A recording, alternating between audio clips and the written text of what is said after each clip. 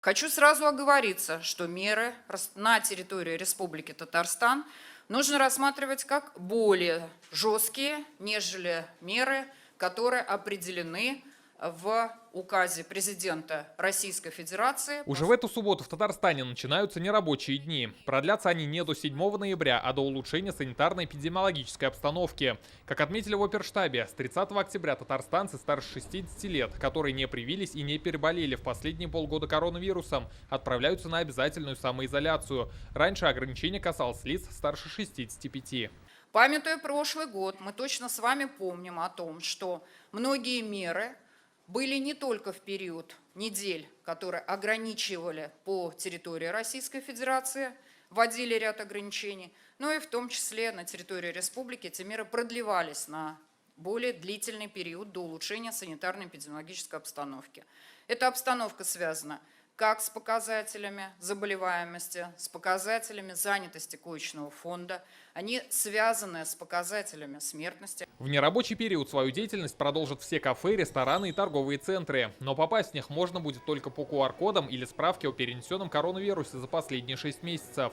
Заветный документ понадобится для входа в бассейны, спортивные и фитнес-центры, аквапарки, а также для доступа в ТЦ и объекты розничной торговли площадью больше 150 квадратных метров. Сертификат не нужен, если вы заказываете еду на вынос или доставку на дом. Не спросят QR-код в общепите в аэропортах и вокзалах. Как отметили в оперштабе, продолжат работать детские сады, пришкольные лагеря и вузы. Весь этот период осуществляет свою работу ряд предприятий и учреждений. Предприятия непрерывного цикла, предприятия, обеспечивающие жизнедеятельность республики. Они не выходят на выходные дни в силу необходимости осуществления работы по поддержанию жизнедеятельности республики.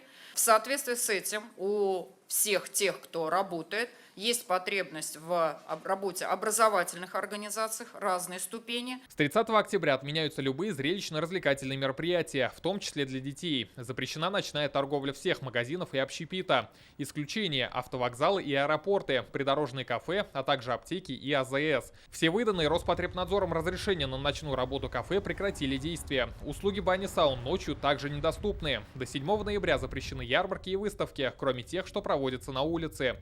Дети до 18 лет в торговых и торгово-развлекательных центрах обязаны находиться с родителями.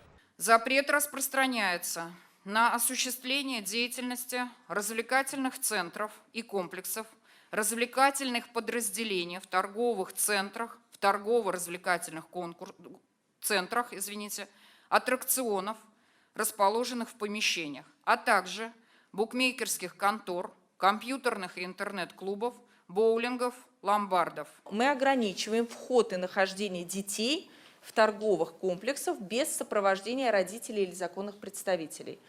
Здесь тоже это не место, наверное, для скопления детей в местах торговых центров. Как сегодня сообщили, в середине ноября в Татарстане будут новые ковид-ограничения. С 15 ноября QR-коды на спортивных и культурных мероприятиях требуются повсеместно. Его необходимо будет подтвердить документом о личности. Нерабочая неделя не отразится на курсировании общественного транспорта. Как отметили в оперштабе, автобусы, троллейбусы и метро будут ездить в обычном режиме. К слову, в общественном транспорте станут тщательно проверять безмасочников. По данным МВД, еженедельно в республике выявляют больше 600 нарушителей антиковидных требований.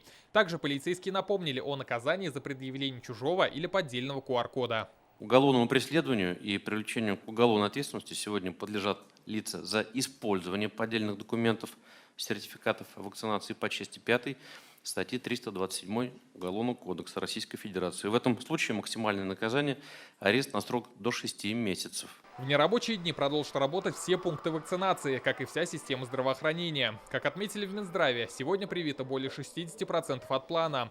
В республике развернуто 7,5 тысяч коек для больных коронавирусом. Свободно лишь 9%. Для того, чтобы управлять смертностью, надо управлять заболеваемостью.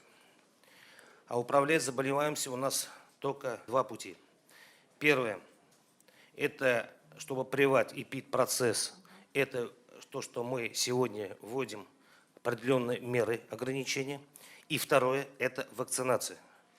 Другого пути нет. Как подчеркнул оперштаб, организации и индивидуальные предприниматели должны определить численность своих работников, которые будут трудиться в нерабочие дни. Рамиль Галиуллин, Марат Зайдуллин, Алмаз Зейдинов, ТНВ, Казань. Закажи рекламу на ТНВ. Телефон в Казани 5 705 100.